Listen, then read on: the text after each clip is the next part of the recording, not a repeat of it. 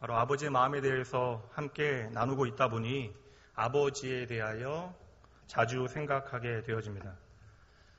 맞벌이 가정이 점차 늘어나고 있다라고 하지만 여전히 가장이라고 하는 책임을 어깨에 메고 아침부터 저녁까지 대부분의 시간을 밖에서 보내는 이들이 바로 아버지입니다. 아침에는 피곤한 몸을 일으켜 밖으로 일을 하기 위하여 나가고 집에 오면 프렌데디, 요새는 아이들의 친구가 되어줘야 하고요. 게다가 예전에는 쓰레기 분리수거 잘하고 설거지 도와주면 좋은 남편이었는데 요새는 요리까지 해야 하니 이 시대의 아버지와 남편이 참 쉽지 않은 자리에 서 있다라고 생각을 합니다.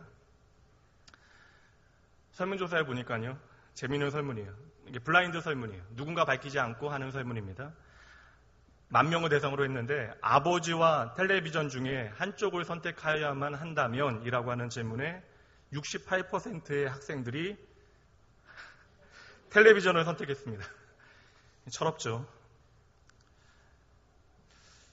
대한민국 아버지의 50.8%는 자녀가 고민이 생길 때 자신에게 찾아와서 상담할 것이라고 대답을 했는데 이 질문에 대한 자녀들은요. 이렇게 대답했습니다. 4%만이 아버지를 찾아간다라고 이야기했어요. 대한민국 아버지의 생활비 부담률은 세계 1위고요. 대한민국 40, 50대의 사망률도 세계 1위입니다.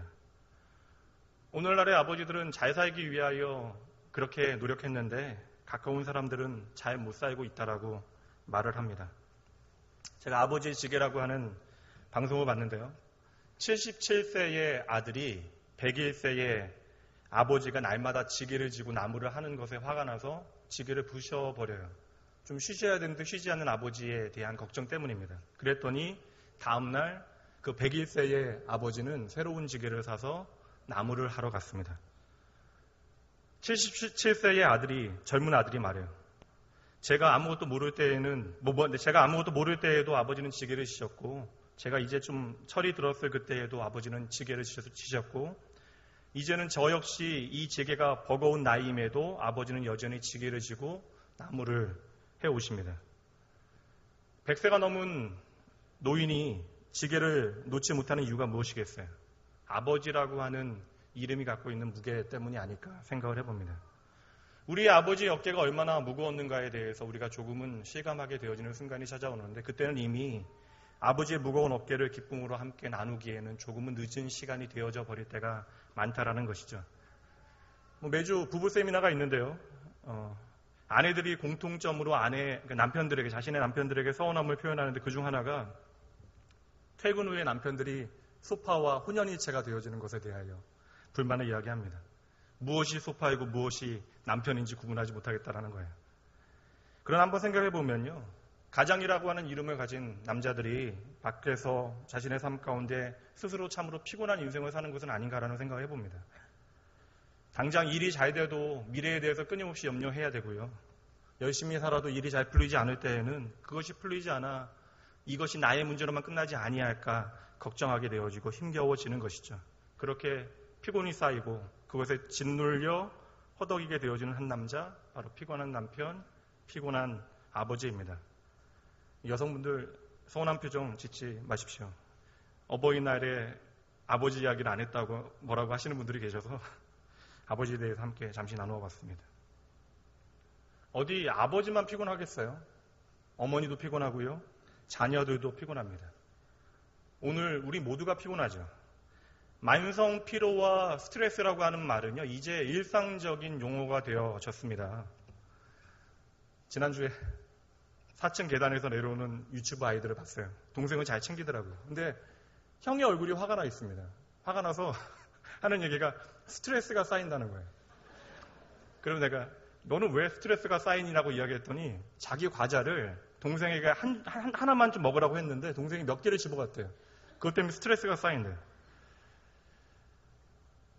이 자리에 앉아있는 여러분들 가운데 지난 한 주간에 나는 단 한 번도 피곤하다라고 하는 말을 하지 않았거나 피곤하지 않았던 분 혹시 계십니까? 피곤이라고 하는 것은 오늘 우리의 자화상이 되어져 버린 것이에요. 베를린 대학에서 사회학과 미학을 가르치는 한경철 교수님은 피곤사회라고 하는 책 가운데 이렇게 이야기합니다. 모든 사람들은 성공과 부를 향하여 끊임없이 자기를 착취하고 소모하기 때문에 필연적으로 피로하고 탈진할 수밖에 없다. 요사이 한국에도 번아웃 증후군이라고 하는 것이 유행처럼 번지고 있어요. 쉽게 얘기하면 완전히 연소되어 타버린 연료같이 극도의 피로감을 경험하게 되어진다는 것인데, 이것은 몸의 피곤함으로 끝나는 것이 아니라 그 마음을 지배하게 됩니다. 우울감이나 무기력증이나 자기 혐오로까지 발전하게 되어진다는 것이죠. 그리고 참으로 안타까운 것은 직장인의 75%가 이 번아웃 증후군을 경험한 적이 있다라고 이야기합니다. 얼마 전 서울시청 앞 광장에선 재미있는 대회가 하나 열렸는데요. 대회의 이름이 세계 멍때리기 대회예요. 아무것도 안 하고 멍 때리는 것조차 대회로 열 만큼 우리는 피곤하고 바쁜 사회를 살아가고 있습니다. 참고로 그날의 우승자는 초등학교 1학년 여학생이었어요. 텔레비전 요사이 광고에 보니까 아무것도 안 하고 싶다? 적극적으로, 기억은 잘 안 나는데 적극적으로 아무것도 안 하고 싶다라는 광고, 카드 광고 봤는데요. 그 광고가 바로 오늘의 시대상, 오늘의 현실을 비춰주는 것이 아닐까 생각을 해봐요. 이처럼 오늘 우리가 살아가는 이 시간은요, 피로 과잉의 시대입니다. 너무나 피곤한 상태라서 불안하게 되어지는 시대예요. 우리는 모두 피곤한데 이 피곤에 대해서 우리가 잘 살펴보면 이것이 단지 육체적인 피곤이 아니라는 사실을 확인하게 되어집니다. 이것이 육체적인 피곤이라면 여러분, 잘 먹고 잘 쉬면 회복되어져야 하잖아요. 그런데 그 회복이 오래 지속되지 않는다라는 거예요. 물론 좋은 영양제 챙겨 먹고 맛난 음식 먹고 좋은 사람들과 산책하고 재미난 영화를 보거나 아니면 자전거를 타거나 운동을 하는 것도 우리에게 좋은 기분 전환의 방법이 되어질 수 있습니다. 그러나 이 모든 것들을 우리가 열심히 한다 한들 우리를 오늘날 누르고 있는 그 모든 문제들로부터 피곤한 우리의 마음에 근본적인 치료가 되어질 수 없다라는 것이죠. 그 이유가 무엇입니까? 오늘 우리가 느끼고 있는 이 피곤이라고 하는 것은 단지 육체의 문제로 그치는 것이 아니라 우리의 정신적인 부분과 연결되어져 있기 때문에 그러한 것입니다. 더 쉽게 이야기하면 오늘 우리의 피곤함은요, 우리의 마음과 밀접하게 연결되어져 있는 거예요.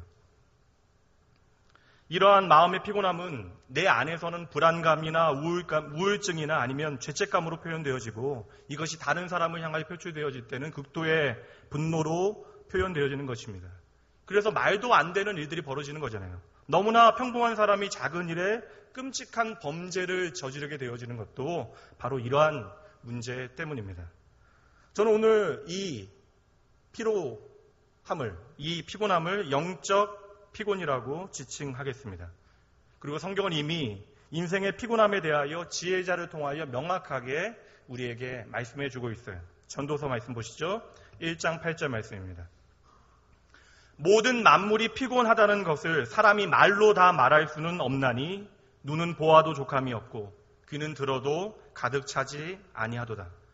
나 하나 피곤한 것으로 끝나는 것이 아니라 우주 만물의 피곤이 가득 차 있다라는 거예요. 여러분, 이 말을 한 사람은 세상의 모든 풍요와 만족을 누렸던 솔로몬입니다. 그가 살아보니, 모든 것을 누려보니 이 세상에 피곤하지 않은 존재는 하나도 없다라는 거예요. 내가 가진 것, 내가 누리는 것과 오늘날의 우리의 피곤과는 전혀 상관이 없다라는 것입니다. 그러고 보니까 제 집에 있는 강아지도 피곤해 보이고요. 교역자실에 있는 화초도 피곤해 보입니다. 물론 여러분, 피곤함 자체를 부정적으로만 해석해서는 안 되는 거예요. 우리는 피곤하기에 쉬게 되어지는 것입니다. 하나님을 떠나 이 세상 가운데 노동을 통하여 살아갈 수밖에 없는 인간에게는 피곤함이라고 하는 것은 반드시 쉬어야만 한다라고 하는 그런 신호와 같은 거예요. 하나님께서는 만물 가운데 이 피곤함을 통하여 우리는 쉬어야 하는 존재라는 사실을 자연의 원리 가운데 심어 놓으신 것입니다. 그러나 문제는 무엇이에요? 우리가 쉼을 위하여 피곤을 느끼는 것과는 비교할 수도 없을 정도의 노골적이고 감당할 수 없는 피곤함이 오늘 우리 가운데 있다라는 것이죠. 이 피곤함은 나의 문제로만 끝나는 것이 아니라 나의 사랑하는 사람들에게 깊은 상처를 남기게 되어지고요. 우리의 영혼의 피곤함을 느끼게 되어지는 그러한 모든 문제들 가운데 이 세상의 모든 만물들은 더욱더 신음하고 더 피곤하게 되어진 것입니다. 그래서 마치 거센 폭풍우 가운데 키를 잡고 끝까지 파도와 싸우던 선장이 끝내 그 파도에 지쳐서 자신의 키를 놓아버리는 것처럼 우리도 삶을 놓아버리고 싶은 충동이, 그 마음이 우리 가운데 일어나는 순간들이 있다라는 거예요. 우리 현실 가운데 도망가고 싶은 그러한 시간들이 있다라는 것입니다. 그렇게 지쳐버린 우리에게 주시는 하나님의 처방전이 바로 오늘 본문의 말씀이에요. 만성 피로에 다크서클이 턱까지 내려오신 분들은 더욱더 주목하여 이 하나님의 처방전에 집중해 보시기 바랍니다. 오늘 말씀 다 같이 함께 다시 한번 읽어보도록 하죠. 함께 읽습니다. 너희가 피곤하여 낙심하지 않기 위하여 죄인들이 이같이 자기에게 거역한 일을 참으신 일을 생각하라. 우리가 피곤하면 낙심하게 되어진대요. 우리가 피곤하게 되어지면 좌절하게 되어진대요. 그런데 이 모든 문제들로부터 우리를 자유하게 할 수 있는 방법, 이러한 피곤함으로부터 우리를 회복하게 하는 방법이 무엇이라고요? 바로 예수를 생각하라는 거예요. 당장 피곤할 때는 우루사 한 알과 홍삼 드링크가 나에게 도움이 될 것 같은데, 주님께서 보여주시는 가장 강력한 피로 회복제가 무엇입니까? 주님 자신이라는 거예요. 나를 생각하라는 것입니다. 이 말씀이 여러분 공감이 가십니까? 그러나 우리의 인간관계를 생각해도 우리가 이해가 되어지는 말씀일 수 있어요. 우리가 정말 힘든 순간에 우리는 본능적으로 누군가를 떠올리게 되어집니다. 마음이 지쳐있을 때마다 우리가 생각만 해도 위로가 되어지고 힘이 되어지는 누군가가 우리에게 있다는 것입니다. 우리는 왜 가족 사진을 현관 앞에, 회사 책상에, 그리고 우리 지갑 안에, 그리고 하물며 핸드폰의 배경화면에 넣고 다니십니까? 우리는 누구나 어려운 상황이나 특별한 순간에 처하게 되어지면 누군가를 생각하게 되어지는 본능적인 영혼의 습관이 있다는 거예요. 우리가 피곤해 지쳐 힘들 때마다 떠올리게 되어지는 사람이 있습니다. 그를 생각하기만 해도 위로가 되어지고 힘을 얻게 되어지는 것이죠. 비록 내 딸아이의 핸드폰에 오늘 가장 힘이 되어지는 사람이 아빠가 아니라 김수현이라 할지라도 실망하지 마십시오. 여하튼 힘을 얻는다라는 것이 얼마나 다행한 일이에요. 그렇다면 우리가 영혼이 피곤하게 되어지는 그 순간에 우리가 감당하기 어려운 삶의 문제 가운데 고나여질 때 예수를 생각해야만 하는 이유가 무엇입니까? 오늘 본문의 말씀을 통하여 우리에게 들려주시는 주님의 음성에 함께 귀 기울여 봅니다. 두 가지 이유 때문에 그러한 것이에요. 우리가 피곤할 때 주님을 생각해야만 하는 첫 번째 이유는요, 예수님은 우리와 똑같이 모든 것을 경험하신 분이기 때문에 그러합니다. 초등학교, 중학교 두 자녀를 두고 갑작스럽게 사고로 세상을 떠난 남자 집사님의 장례를 집례한 적이 있습니다. 예기치 않은 사고로 아버지를, 남편을 잃은 그 슬픔에 대하여 무엇이라고 반응하는 것이 참 쉽지 않아요. 어떠한 위로의 말을 나눠야 될지 저에겐 지혜가 없습니다. 괜히 어줍지 않은 말로 위로하려다 그분의 마음을 더 다치게 하지 않을까 싶어서 마음을 다해서 말씀을 전하고 그저 마음을 다하여 기도하겠습니다라고 말씀을 드렸어요. 그런데 제 뒤에서부터 따라오시던 한 권사님께서 찾아가시더라고요. 그분은요, 젊은 나이에 남편을 잃고 훌륭하게 두 아들들을 잘 키워내신 넉넉하신 마음의 노 권사님이십니다. 그분께서 그 젊은 집사님에 찾아가셔서 등을 어루만지시면서 괜찮아, 나도 그랬어. 지금은 힘들지만 다 잘 될 거야. 하나님께서 살아계시잖아. 꾹 참으시던 젊은 집사님께서는요, 그 노 권사님의 품에서 펑펑 우셨습니다. 전 우주에서 가장 위로가 되어지는 말이 있습니다. 나도 그래. 내 영혼이 피곤하여 낙심하여 모든 소망이 끊어진 그 순간, 그래서 우리가 우는 것 말고는 그 어떤 일도 선택할 수 없는 그 순간에 괜찮아, 나도 그래 라고 하는 말은 가장 강력한 위로가 되어지는 것입니다. 누군가 내 마음을 알아준다는 것, 내 마음과 같다라는 것, 그리고 나와 함께 한다라는 것은 우리에게 큰 위로가 되어지는 것이죠. 동병상련, 무슨 뜻입니까? 같은 병을 알아본 사람만이 그 사람의 마음에 동감할 수 있다라는 뜻입니다. 피곤하여 지쳐있을 때, 낙심할 그때에 의기양양한 사람을 만나거나 만사형통한 사람을 만나게 되어지면 우리는 더 좌절하고 지치게 되어집니다. 우리의 삶의 경험이 그래요. 용납하기에는 우리의 마음의 넓이가 충분하지 않습니다. 우리가 너무나 지치고 힘들게 되어지면 우리는 때로 이렇게 생각합니다. 크신 하나님께 우리가 중요하기는 할까? 그 전능하신 하나님께서 오늘의 나의 피곤함을 이해는 하실까? 그러나 바로 그때 하나님께서 우리에게 들려주시는 말씀이 있습니다. 히브리서 4장 15절 16절 말씀이에요. 제가 읽습니다.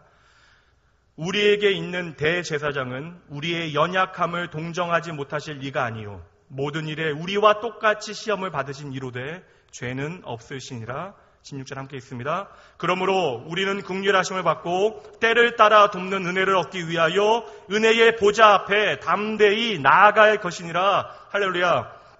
여러분, 우리의 연약함을 동정하지 못하실 이가 아니요라고 말씀하고 있어요. 여러분, 이 말씀을 우리의 영혼의 눈으로 바라보면 엄청난 말씀이에요.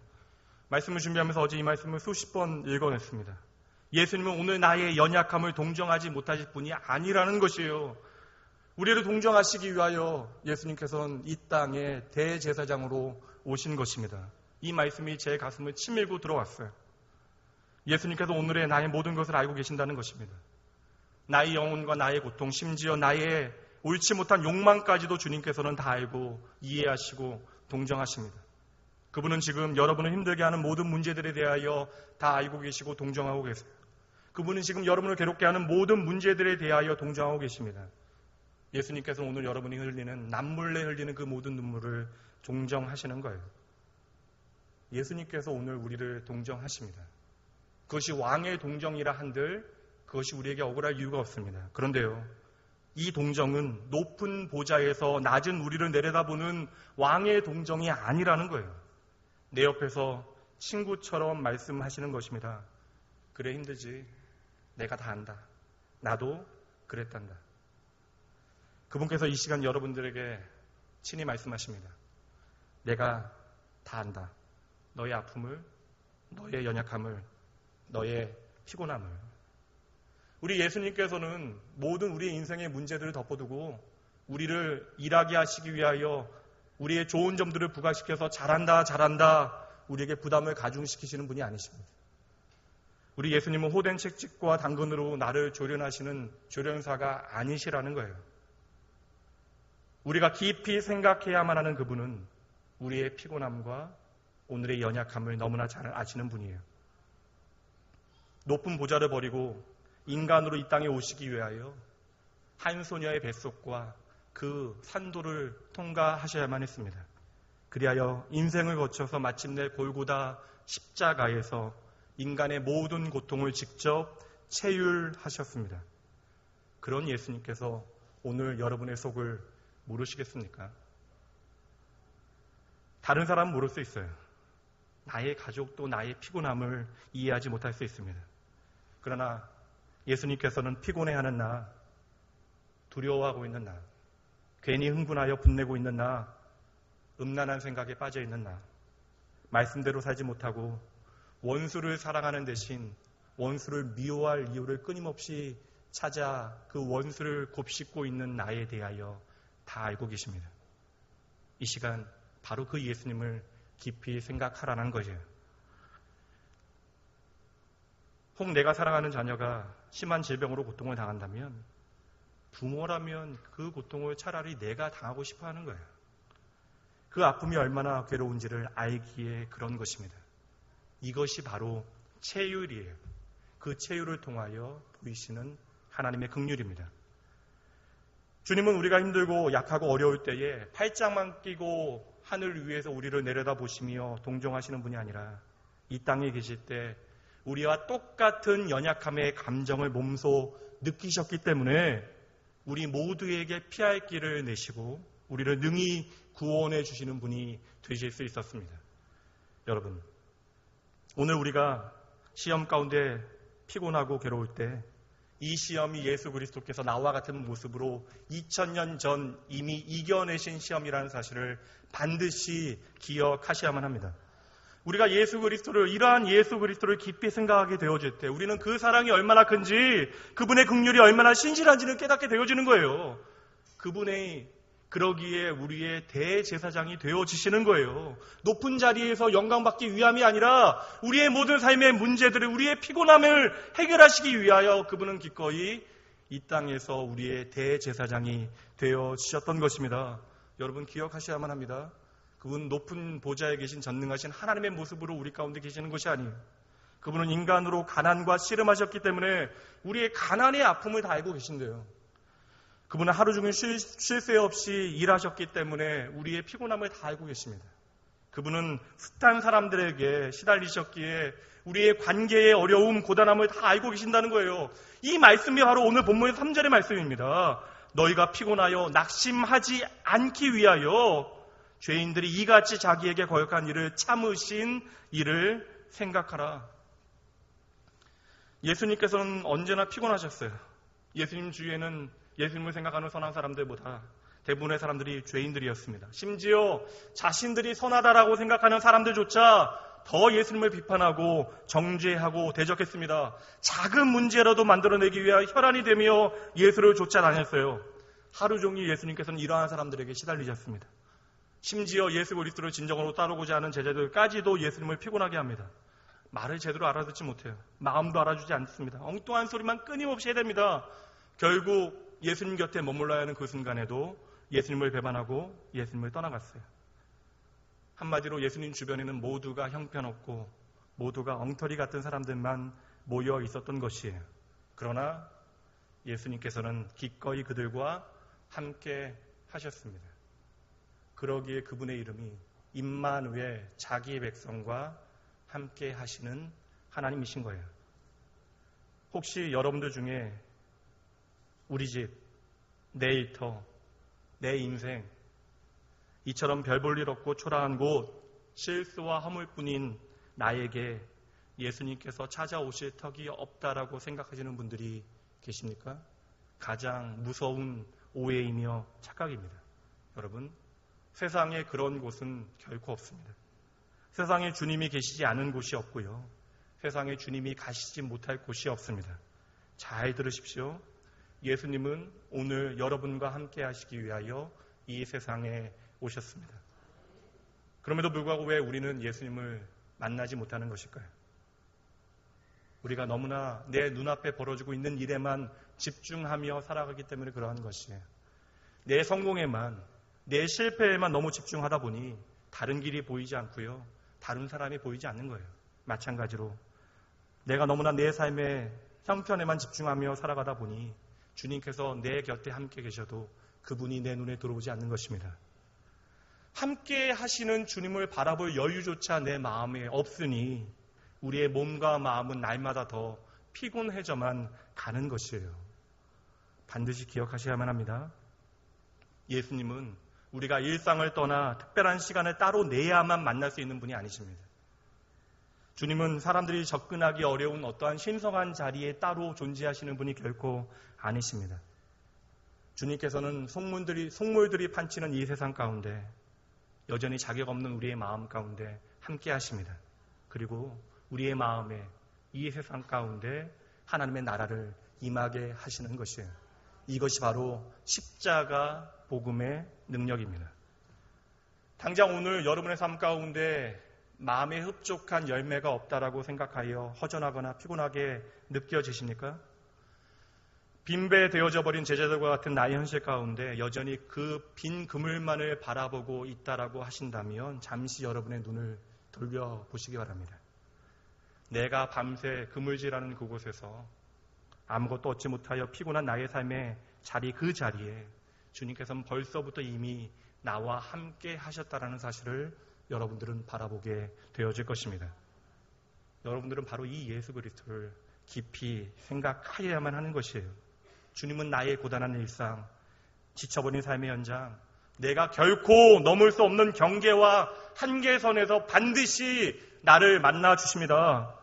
우리가 벽에 막혀 지쳐 피곤할 그때에 우리가 피곤한 그 자리에서 실패한 그 자리에서 주님께서는 반드시 우리로 하여금 다시 시작할 수 있도록 도와주십니다. 그분이 바로 예수 그리스도, 우리의 생명의 주님이 되셔요.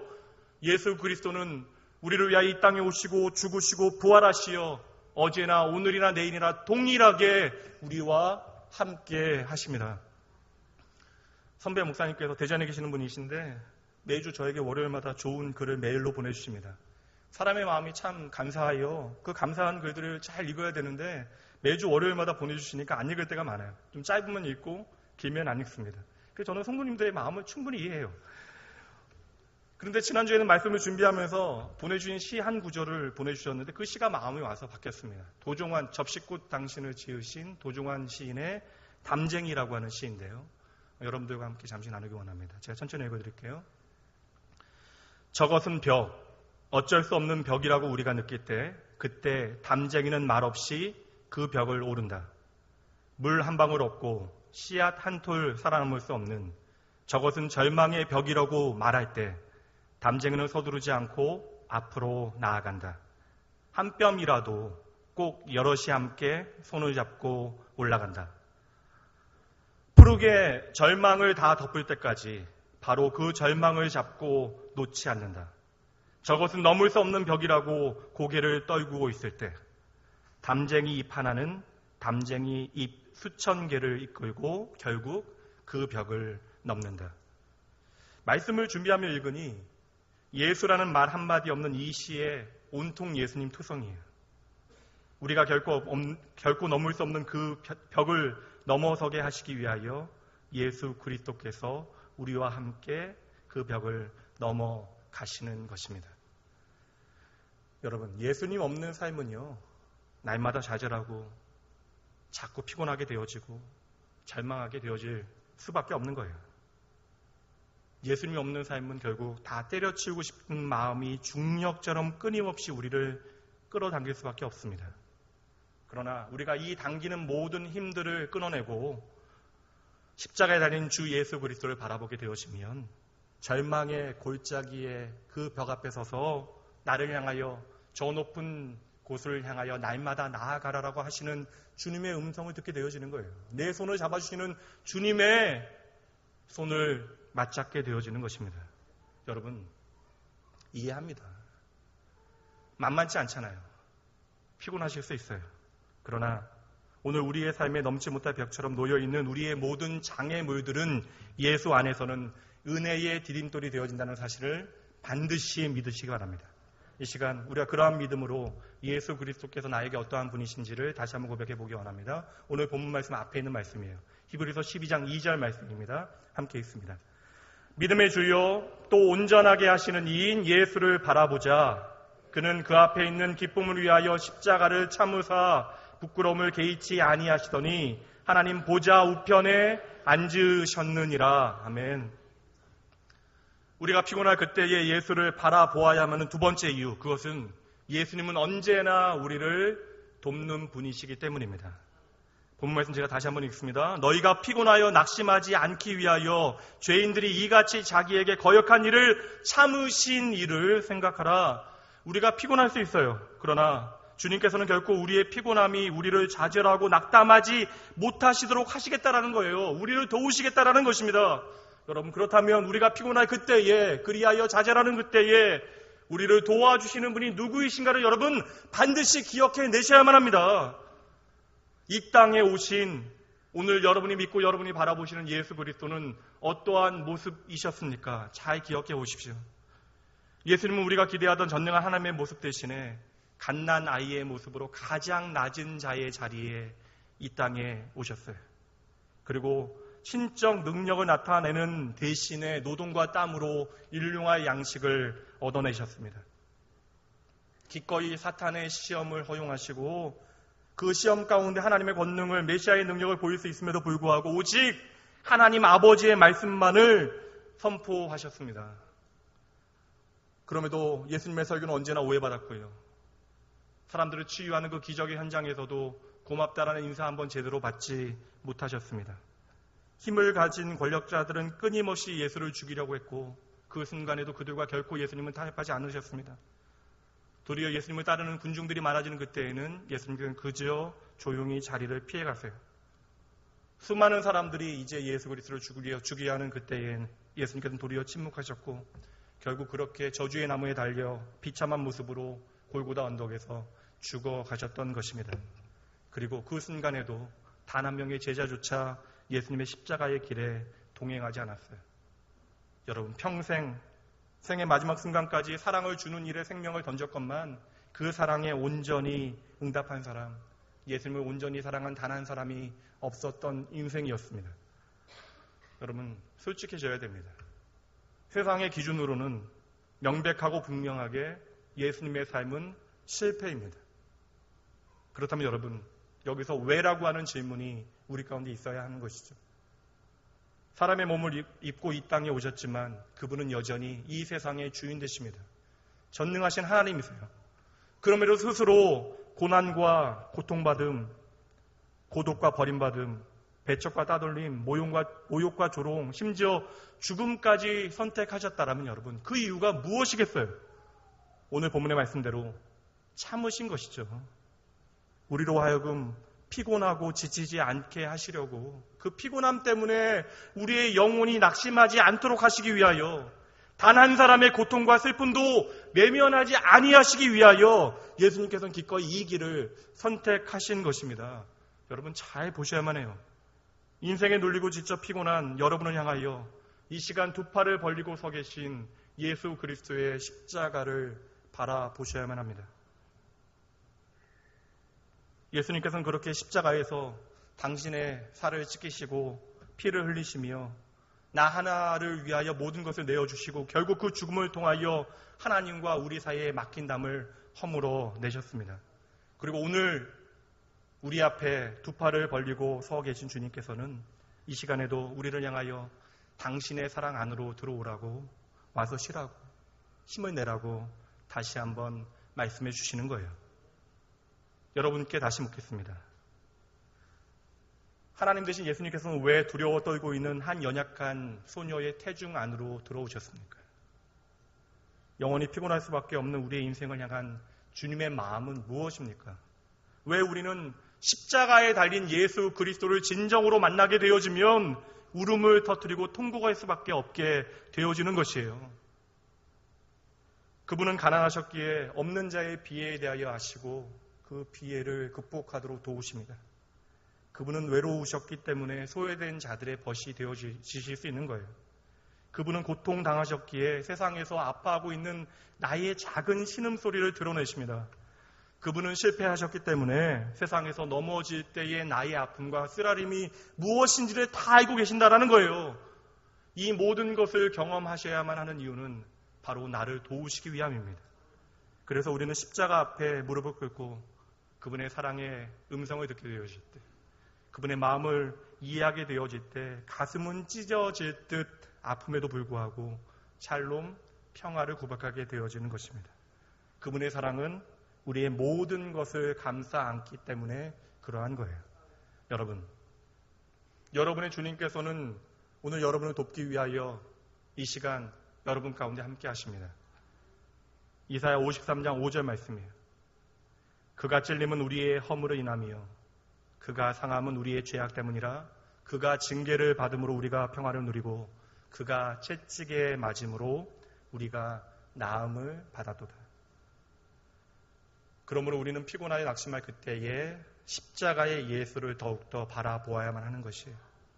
십자가의 예수 그리스도는 자신의 고난을 돌아보지 아니하시며 오늘 우리를 향하여 피 묻은 음성으로 말씀하십니다. 수고하고 무거운 짐진 자들아 다 내게로 오라. 내가 너희를 쉬게 하리라. 오늘 예수님은 피곤한 자에게 쉼을 주실 수 있는 하나님 되세요. 그러기에 우리는 피곤하여 낙심할 그때 반드시 이 예수 그리스도를 바라보아야만 하는 것입니다. 이사야 40장 28절 말씀이에요. 피곤한 자에게는 능력을 주시고 무능한 자에게는 힘을 주신다 말씀하십니다. 여러분이 믿는 예수 그리스도는 오늘 여러분을 도울 수 있는 분이세요. 게다가 그 돕기를 기뻐하신대요. 그래서 때를 따라 우리에게 필요한 은혜를 베푸십니다. 이 예수 그리스도를 우리가 바라볼 수 있다라고 하면 우리는 좌절하거나 낙심할 필요가 없는 거예요. 어리석은 자에게 지혜로 함께 하시고요. 약한 자에게 강함으로 함께 하십니다. 우리 주님은 언제나 우리에게 넉넉하신 아버지 되십니다.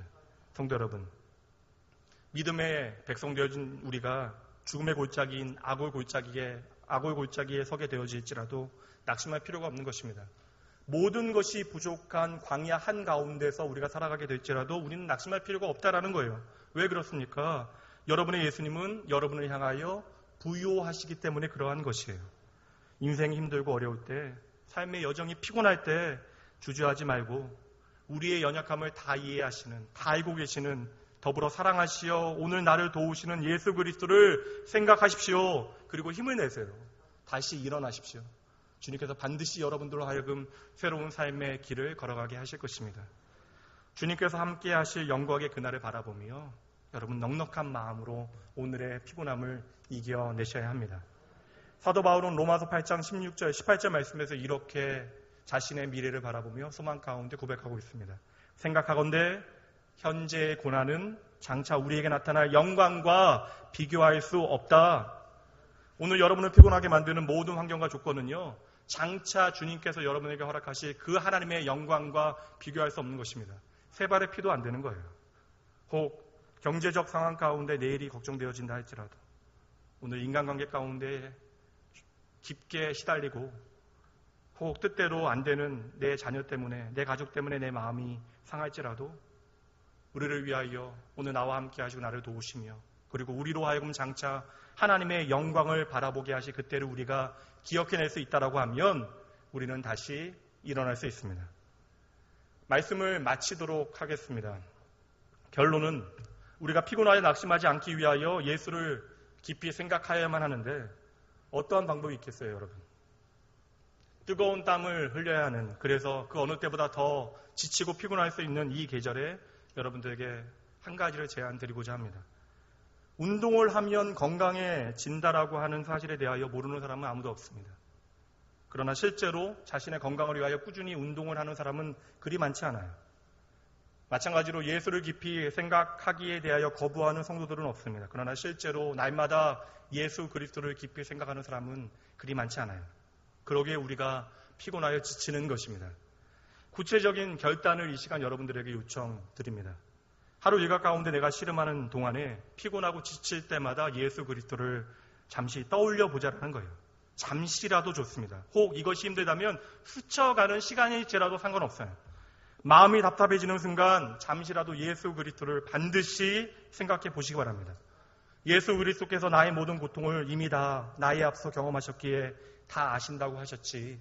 그분은 나의 모든 것을 아시기에 나를 얼마든지 도우실 수 있는 분이시지. 그럼 내가 예수 안에 있다면 오늘 낙심한 이유가 없다라는 사실을 기억해 내셔야만 하는 것입니다. 시간이 없다 말하지 마십시오. 날마다 잠시라도 내가 순간순간 잡고 있는 핸드폰을 내려놓고 주님을 묵상할 수 있는 시간을 여러분 반드시 가지셔야만 합니다. 그 시간이 피곤하여 곤비한 여러분들을 회복시키는 그런 피로회복제와 같은 놀라운 그러한 회복의 시간이 되어질 것이에요. 우리가 예수 그리스도를 바라볼 수 있는 가장 좋은 방법은요, 하나님의 말씀인 성경을 통하여 그분을 만나는 것입니다. 생각보다 여러분, 성경을 읽는 것이 참으로 쉽지 않죠. 성경을 너무나 사랑해서 우리는 성경을 아끼잖아요. 평생 사용하고 자녀들에게 깨끗하게 남겨줄 수 있도록 하기 위하여. 성경을 묵상하는 일은 참으로 쉽지 않은 일이지만 작은 일로부터 여러분 시작해 보십시오. 주일날 우리가 들은 설교 말씀을 통하여 나누었던 이 말씀을 좀 적어놓고 계속해서 한번 읽고 묵상해 보세요. 혹 여물을 이른 아침에 먹는 소를 보신 일이 있습니까? 허겁지겁 씹지도 않고 먹잖아요. 그 소 흉내내면 여러분 다 체하게 되시잖아요. 그런데 여러분, 허겁지겁 씹지도 않는 소가 그 여물로 인하여 그 위장이 상하지 않는 이유가 무엇이에요? 소화제를 먹는 소를 여러분 보신 적 있어요? 왜 소들은 건강하게 소화시킵니까? 아시죠? 그 급하게 넘겼던 것들을 다시금 되새김질을 통하여 되씹어 삼키기 때문에 그러한 것입니다. 소가 건강한 이유는요, 되새김질을 반복하여 충분히 하기 때문에 그러한 거예요. 우리에게 적용할 수 있는 그러한 점이 있어요. 어떻게 보면 우리가 주일날 설교를 듣는 이 시간은요, 소가 아침에 풀을 뜯는 그런 과정과 같은 것입니다.